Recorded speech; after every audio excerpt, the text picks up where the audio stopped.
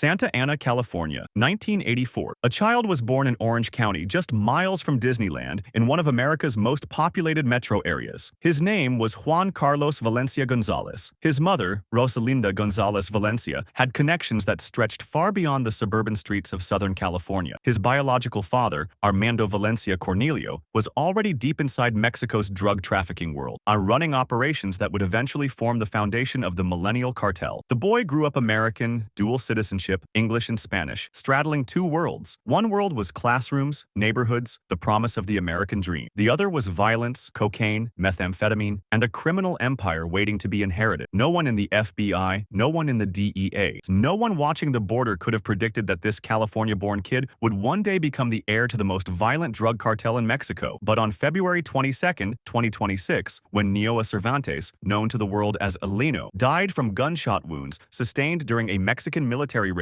in Talpa, Jalisco, everything changed. The throne was empty, the succession was broken, and the stepson, the American, the man the FBI had tracked for years but never arrested, stepped into the void. Yes, who is El Pelon? Juan Carlos Valencia Gonzalez is not just Eleno's stepson. He is the product of two criminal dynasties. His biological father, Armando Valencia Cornelio, founded the Millennial Cartel, one of the precursor organizations that eventually splintered into what we now know as the Jalisco New Generation Cartel. His mother, Rosalinda Gonzalez Valencia, was more than just a cartel wife. Law enforcement sources describe her as a financial architect, the woman who built the money laundering networks that allowed CJNG to move billions of dollars across international borders. When Rosalinda married El Mano, she brought her son into the inner circle of one of the most powerful criminal organizations in the world. Juan Carlos grew up inside the machinery of the cartel, trained, groomed, prepared. He was given a series of nicknames that would later become infamous: El Pelon, Tricky Tres 03, Juan Carlos. Each name represented a different role, a different layer of the operation. By the time he was in his 20s, he was already involved in trafficking operations that moved cocaine and methamphetamine into the United States. By the time he was in his 30s, the U.S. Department of State had designated him as the de facto second-in-command of CJNG. And by the time Elno died, Juan Carlos Valencia Gonzalez was the front-runner to take control of a $20 billion criminal empire. Before we go further into what happened after El Meno's death and how this California-born American is now positioned to run the deadliest cartel in Mexico, if you're interested in stories like this, stories about power, succession, and the violent world of organized crime, hit that subscribe button and turn on notifications. Because here at Unsolved Archive, we don't just cover the headlines. We investigate the details that others miss. Every fact matters. Every name matters. Every decision that led to this moment matters. And if you want to understand how a man born in the United States ended up inheriting a cartel built on violence and fear, you need to stay with us until the end. The story of how El Pelon became the heir to CJNG starts with understanding who Eleno was and why his succession plan was always going to be complicated. Nemesio Oigua Cervantes was born into poverty in rural Michoacan, Mexico in 1966. He grew avocados. He dropped out of primary school and, like so many young men from that region, he saw no future in staying. In the 1980s, he crossed the border illegally into the United States. He worked, he survived, and then according to U.S. court records, he got involved in drug trafficking. In the mid-1990s, he was convicted of heroin trafficking in California and served nearly 3 years in prison. After his release, he was deported back to Mexico, and that's where his real rise began. Back in Mexico, where Eleno re-entered the trafficking world, he worked with established networks, including figures tied to Ignacio Nacho Coronel, a high-ranking member of the Sinaloa cartel. As older cartel structures began to fracture, as leadership was arrested or killed, El Meno moved fast. Around 2009, he formed the Jalisco New Generation Cartel. What started as a small offshoot, originally known as Los Matzas, an armed wing created specifically to fight the brutal Losas cartel, quickly evolved into something much larger. CJNG didn't just fight, it expanded. It took territory. It built a reputation for military-style tactics and extreme violence. Over the next decade, it became one of Mexico's most powerful and violent criminal organizations. Authorities in Mexico and the United States accused CJNG of trafficking massive quantities of cocaine, methamphetamine, and fentanyl into the United States. The cartel also branched into fuel theft, extortion, migrant smuggling, and financial crimes. It was accused of using drones in attacks, installing landmines in conflict zones, and launching direct assaults on security forces. 2015, CJNG was linked to downing a military helicopter. 2020, the cartel was accused of attempting a high-profile assassination in Mexico City using grenades and high-powered rifles, targeting the head of the capital's police police force at the time. That official is now Mexico's federal security secretary, and El Mencho was wanted by both the U.S. and Mexican governments. The U.S. State Department offered up to $15 million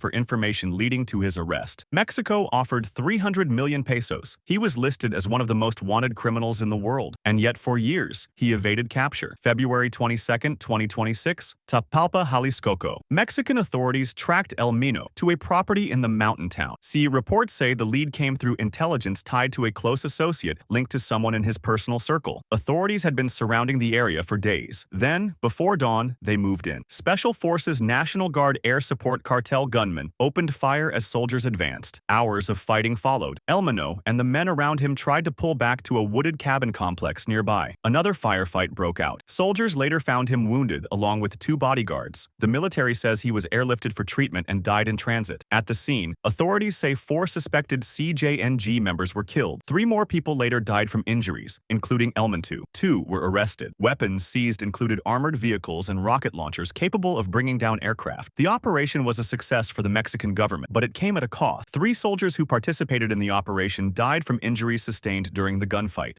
25 National Guard members were killed in clashes with CJNG forces in the hours and days that followed. And across Mexico, the cartel's response was immediate and violent. Within hours of El Mino's death, burning vehicles appeared on highways across multiple states. Reports described more than 250 roadblocks across 20 states before authorities said most were cleared. Guadalajara, a World Cup host city, saw fires and chaos. Armed men were filmed torching vehicles in central areas. In Puerto Vallarta, our smoke rose over the resort city. Tourists posted videos describing streets that looked like a war zone. Some hotels went into lockdown. Guests spoke of blocked roads, canceled flights, and supplies running out. Air Canada suspended flights to Puerto Vallarta because of the security situation. The U.S. Embassy issued security alerts and asked U.S. citizens in several states to shelter in place. Canada warned its citizens too, telling people to keep a low profile. Jalisco's governor urged residents to stay home and suspended public transport. The violence was not mourning. It was a demonstration of power. It was CJNG showing the Mexican government and the world that even with El Mino dead, the cartel was still dangerous, still operational, still in control. But behind the violence, a question loomed. Who would take over? El Mino's succession was always going to be complicated. His biological son, Ruben Ogua Gonzalez, known as El Manito, was the natural heir. El Manito had been groomed for leadership. He was involved in CJNG operations. He was known. He had credibility. But in 2020, he was arrested in Mexico and extradited to the United States. In 2024, a U.S. court sentenced him to decades in federal prison for drug trafficking and firearms charges. With El Manito behind bars in the United States, the line of succession was broken. There was no clear family successor. El Mencho's brother, Abraham, had been arrested in Mexico in February 2025 and was still in custody at the time of Eleno's death. That left only a few family members in play. One was Eleno's daughter, Jessica Johanna Osigua, a U.S. citizen. Another was his son-in-law, Julio Alberto Castillo Rodriguez, known as El Churro, who had been designated as a CJNG leader by U.S. authorities. And then there was the stepson Juan Carlos Valencia Gonzalez El Pelon. The security analysts were quick to point out that El Pelon's position was not straightforward. David Salcio, a Mexico City-based security consultant, told CNN that the line of succession has been broken. El Pelon lacks influence among other cartel commanders. Seto said he's the heir by family, not by battlefield. He had not led major operations. He had not built the kind of loyalty that comes from fighting alongside men, from surviving ambushes,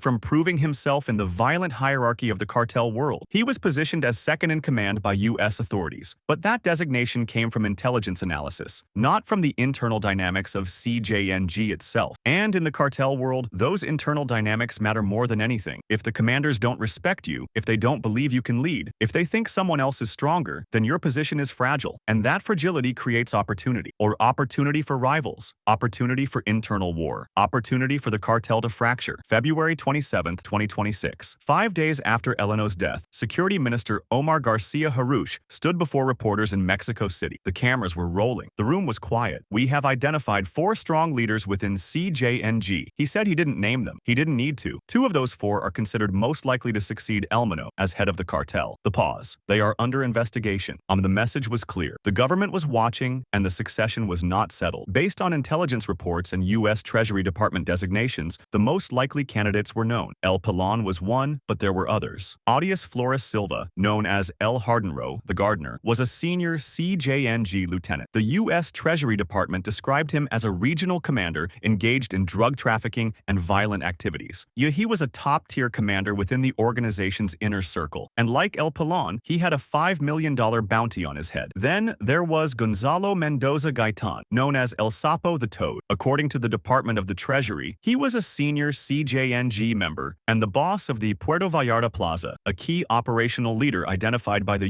U.S. government. Another name was Ricardo Ruiz Velasco, known as El Dólar. He was considered one of the top commanders, a figure with battlefield credibility and respect among the sicarios, the hitmen who carry out CJNG's most violent operations. And finally, there was El Mino's former head of security, a figure about whom little is publicly known, but who was considered by some analysts to be a dark horse candidate, someone with deep operational knowledge and the trust of the old guard. Each of these men had strengths, each had weaknesses. El De Niro had operational experience and commanded loyalty in key regions. El Sapo controlled a critical plaza in Puerto Vallarta, a city that serves as a major transit point for drugs moving north. El Dólar had the respect of the gunmen, the soldiers on the ground, and the former head of security had insider knowledge and connections that could prove decisive in a power struggle. But none of them had the advantage that El Pelon had. None of them had the support of Rosalinda González Valencia, the boss, El Meno's wife, the financial architect, the woman who, according to most experts, would act as the kingmaker in the succession battle. Rosalinda had managed CJNG's sophisticated financial networks for years. She understood how the money moved, where it was hidden, how it was laundered. She had relationships with financial operators, with legitimate businesses that served as fronts, with international contacts in countries where CJNG money was invested. And most importantly, she was Juan Carlos's mother. She had every incentive to support her son, to protect him, to use her influence to ensure that he, not one of the commanders, took control. Some analysts suggested that Rosalinda herself could take the helm, that she could become the first woman to openly lead a major Mexican cartel. But most believed she would act from the shadows, using her power to solidify her son's rise. The question was whether that would be enough. El Pelon's path to power was not guaranteed. It was contested, it was fragile, and it was happening in real time. To understand why El Pelon was even in this position, why a California-born American was being discussed as the successor to one of the world's most wanted criminals, you have to understand his background. You have to understand how he was built for this role. Juan Carlos Valencia González was born in Santa Ana, Orange County in 1984. His biological father, Armando Valencia Cornelio, was already involved in drug trafficking at the time. Armando would go on to become the head of the Milenio Cartel, a powerful organization that operated in Jalisco and Michoacan. When Armando was eventually arrested and the Millennial Cartel began to fracture, some of its members went on to form CJNG. Others formed rival groups. The collapse of the Millennial Cartel was one of the key events that led to the rise of CJNG and the violent power struggles that followed. Juan Carlos grew up knowing this world. His father was a cartel leader. His mother was connected to the Valencia family, a powerful trafficking clan with deep roots in Jalisco.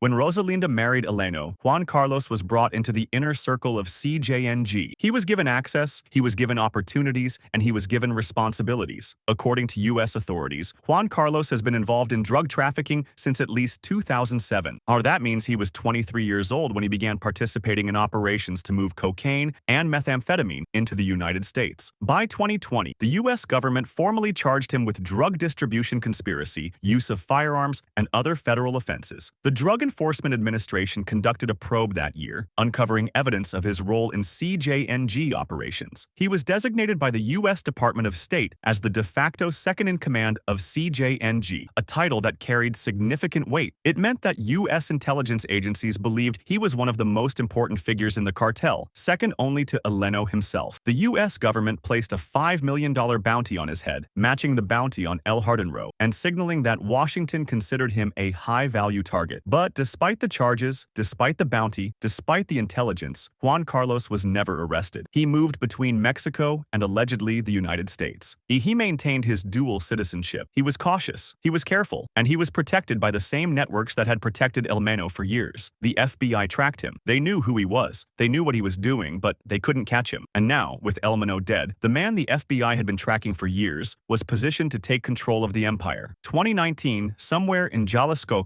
Juan Carlos gathered the men, former military, ex-police, sicarios, who had proven themselves in firefights with rivals, with the government, with anyone who stood in CJNG's way. We're building something new, he told them. Not just gunmen, an army. The elite group was born. According to official reports and former Mexican security officials, Juan Carlos was believed to have been one of the founders and coordinators of this unit. The elite group was not just another cell. It was a specialized force trained in military tactics, equipped with heavy weapons, and tasked with protecting CJNG's leadership and carrying out high-profile operations. The unit was involved in some of CJNG's most violent confrontations with rival cartels and with Mexican security forces. It was the elite group that was often deployed when CJNG needed to make a statement to show its strength. To intimidate enemies, heavy weapons, military tactics, one purpose, protect the leadership, eliminate threats. It was Juan Carlos's unit, his creation, his proof that he understood violence. If Juan Carlos was one of the architects of this force, it meant he had operational experience. It meant he understood violence. It meant he was not just a financial operator or a family figurehead. He had blood on his hands. He had participated in the machinery of the cartel in a direct and brutal way. But even with this background, even with his role in the elite group, there were doubts, there were questions. Could he command the loyalty of the commanders who had fought alongside El Mencho for years? Could he hold together a cartel that operated under a franchise model where local leaders had significant autonomy? Could he prevent the kind of internal war that had destroyed other cartels when their leaders were killed or arrested? The history of Mexican cartels offered a grim answer. When leadership is removed, no clear successor emerges. Violence explodes. Rival factions fight for control. Allies become enemies. Territory is contested. The Sinaloa cartel fractured after El Chapo's extradition. The Gulf cartel split after O.L. Cardenas Guen's arrest. Losas fell apart after the deaths and arrests of their top leaders. Each case showed that removing the leader was not the end of the cartel. It was often just the beginning of a new and more chaotic phase. And CJNG, with its franchise model, with its sprawling network of regional commanders, with its estimated 15 to 20,000 members, was particularly vulnerable to this kind of fragmentation. El Palon's ability to hold the cartel together would depend on several factors. First, he would need the support of his mother, Rosalinda, and by all accounts, he had that. Second, he would need to make deals with the regional commanders. He would need to assure them that their autonomy would be respected, that their territories would be protected, that their share of the profits would continue. Third, and he would need to demonstrate strength. He would need to show that he could lead, that he could make decisions, that he could respond to threats from rival cartels and from the Mexican government. And fourth, he would need to avoid a direct confrontation with any of the other contenders. If El Cardenero, El Sapo, El Dol, or the former head of security decided to challenge him openly, it could trigger the kind of internal war that would destroy CJNG from within. The smart move would be to co-opt them, to give them roles, to make them part of the new leadership structure rather than enemies. But whether El Palon had the political skill to do that remained an open question. What made El Palon's position even more complicated was the scrutiny from the United States. Washington had been hunting El Mencho for years. The $15 million bounty on El Mencho's head was one of the highest ever offered by the U.S. government for a drug trafficker. And now, with El Mencho dead, the focus would shift to his successor. The U.S. had already identified El Palon as the de facto second in command. The $5 million bounty was already in place, and the charges filed against him in 2020 meant that the U.S. had a legal framework ready to pursue his extradition if he were ever captured in Mexico. The Trump administration had made it clear that combating fentanyl trafficking was a top priority. CJNG was responsible for trafficking massive quantities of fentanyl into the United States,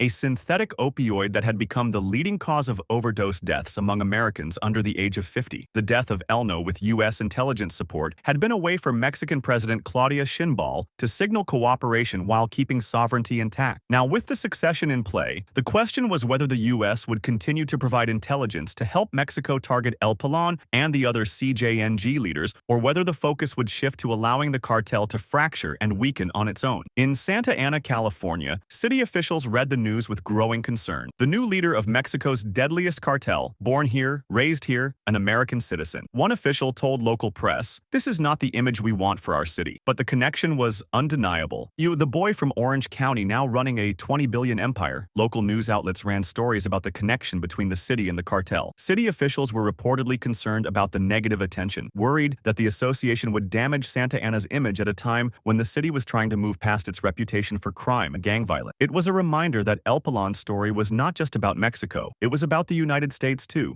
about how an American citizen, someone born and raised in California, could end up at the center of one of the world's most violent criminal enterprises, about how the drug trade connected communities on both sides of the border in ways that were impossible to ignore. The next phase of El Palon's story would be written in the coming weeks and months. Would he consolidate power? Would he face a challenge from one of the other commanders? Would the cartel hold together under his leadership? Or would it fracture into rival factions actions. Would the Mexican government target him next using the same intelligence and military tactics that had taken down Elmano? Would the U.S. increase pressure on Mexico to capture or kill him? Would he try to negotiate to lower the profile to avoid the spotlight that had ultimately led to Elno's death? Or would he double down, embrace the violence, prove to the commanders and to the world that he was just as ruthless, just as capable, just as dangerous as his stepfather had been? These were the questions that hung in the air as February turned to March, as the violence settled, but the tension remained as Mexico braced for what might come next, and as the world watched to see whether a California-born American could hold together a $20 billion empire built on blood, fear, and fentanyl. Time will tell whether El Pelon becomes the next great cartel leader or whether his reign ends before it truly begins. But history has shown that in the world of Mexican cartels, succession is never smooth, violence is never far away, and the men who rise to the top rarely stay there for long. The Chapo built an empire and ended up in an American supermax prison. Eleno evaded capture for years and died in a hail of bullets. And now, El Pelon, the stepson, the American, the man with the $5 million bounty, stands at the center of it all. He inherited a structure, he inherited relationships, he inherited enemies, and he inherited a choice. Lead or fall, consolidate or fracture, survive or die. The cartel world doesn't forgive weakness. It doesn't wait for you to figure it out. It moves fast, it punishes mistakes, and it rewards only those who can hold power through force, through fear, through the willingness to do what others won't. Whether El Pelon has what it takes remains to be seen. But one thing is certain, the FBI knows who he is. The Mexican government knows where he operates. And the clock is ticking. A quiet room somewhere in Mexico, the exact location unknown. A man sits alone in the dim light. He's 41 years old, born in California, raised between two worlds, and now standing at the edge of an empire that could make him one of the most powerful criminals on earth or one of the most hunted. His phone is off, his security tight. Outside, the world waits. Governments watch, rivals plot, commanders decide. And somewhere in a basement office in Quantico or Langley or Mexico City, analysts are building files, tracking movements, waiting for the mistake that always comes, the slip that leads to the raid, the betrayal that leads to the arrest, the moment when the hunter becomes the hunted. He knows this. He's lived in this world long enough to understand how it works, but he also knows something else. His mother believes in him. The financial networks are in place. The franchise model is holding. And for now, he's still free, still in control, still the heir. The screen fades to black. No music, no narration, only silence. And in that silence, a single question remains. Not whether he'll be caught, not whether he'll be killed, but how long he has before the world closes in. This story doesn't end with answers. It ends with what remains. A California-born American running a Mexican cartel, a $20 billion